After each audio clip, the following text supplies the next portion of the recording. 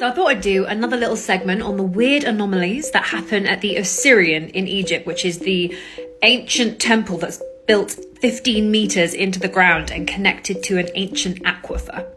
And also run you through what the best guess that this site was used for, the running theory.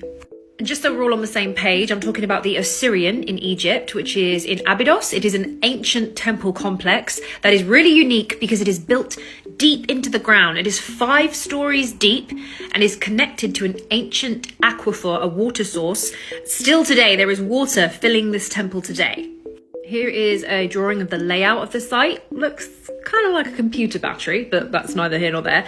We've got massive 70-ton column, like pillars, cut from one huge piece of granite.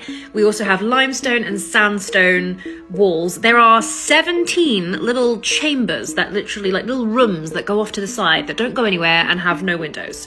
And originally the whole thing of this site would have had a huge granite ceiling. So it would have literally been an underground temple thing. Here's another little 3D rendering. Now, the only way to access the temple is from a very, very long tunnel that goes way out into the desert. I've actually entered the site through this tunnel, and you have to go right out into the desert, find the entrance, shimmy along here, and then you can descend down and come out into the temple complex. But there is an island in the middle of the Osirian, and today you can just walk across a little bridge that they've built, but back in the day you couldn't access the island unless you swam through the moat, which was 15 meters deep of water. So imagine this had a roof, and this is the view of when you enter from that side tunnel and you come out, and this moat would have been full of water like it is today. You just can't see it in this picture. So it probably looked a little something like this. A bit ominous. Now, the running theory for the purpose of the Osirian complex temple was that it was an initiation center for initiates to enter the cult of Osiris. And this is possibly like the original form of baptism. They would have had to have gone through the primordial waters and onto the main island.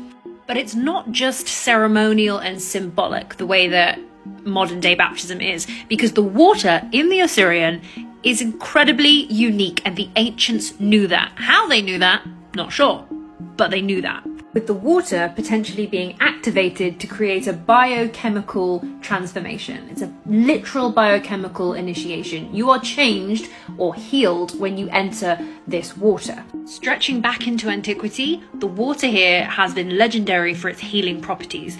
It has saved people's eyesight. It is used for fertility. There are lots of little sort of indigenous rituals and stories about this water. But it's not just like woo-woo and legend. The water there is scientifically tested, and it is different.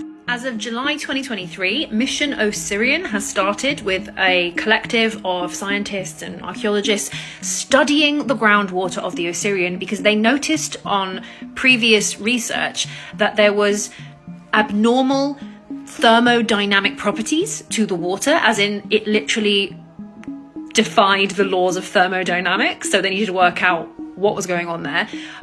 Jim Westerman, who was leading the project, he claimed he drank a whole bucket ton, like literally gallons and gallons of the Osirian water, and claimed it had healing properties to his eyesight, which he's documented. So the studies continue. There is something different about the water, and the ancients knew that. There is a guy called Jeffrey. His channel is called The Land of Chem on YouTube, and he is closely following the ACIDA research project, and he is publishing much more detailed accounts of all of the water statistics and all of the research. So definitely check that out if you want to know in like greater detail. Jeffrey's also researching the theory that originally there was like a mound on top of the roof of the Osirian, and that the entire site could have been literally activated by electricity, electromagnetic electricity. That's the reason for the mound on top of. And we know because of studies that water reacts differently and conducts differently with electricity running through it. So perhaps the entire site was designed to work in flow with the ether or electromagnetic energy, with the very particular aquifer, with this thermodynamic healing property water.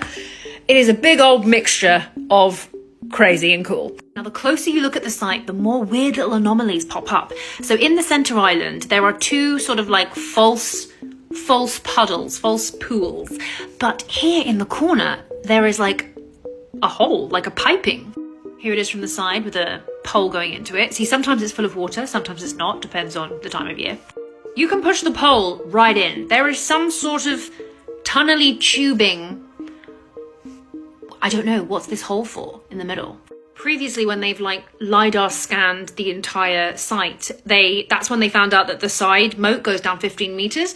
And also they are not entirely sure if this is solid or if it is hollow. There is things on the LiDAR scan that could imply that this is in fact hollow. Perhaps there is chambers and lower floors to this, because the whole thing's about 5 stories deep.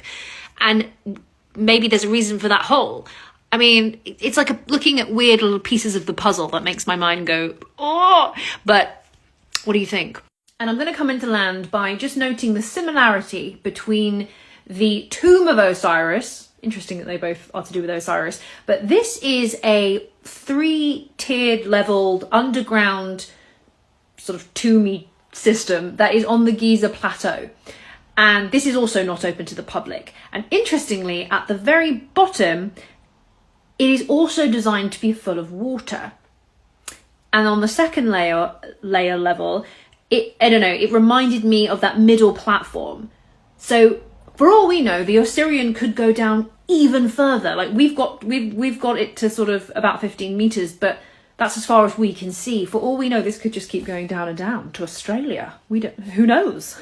Now, we know that the tomb of Osiris at Giza is at least Old Kingdom, like 3rd, 4th dynasty at least, which is thousands of years before the Osirian was supposed to have been built, which again makes me think that the Osirian is a lot older, at least early dynasty. But I think the tomb of Osiris is older at Giza, and I think also the Osirian is older. What do you think? If you could take a stab at it. Do you think that the theory is right, that it was an initiation centre with its magical waters for the cult of Osiris? Or do you think that it was appropriated at a later date by the dynastic Egyptians and originally, who the hell knows? Right, I need a drink.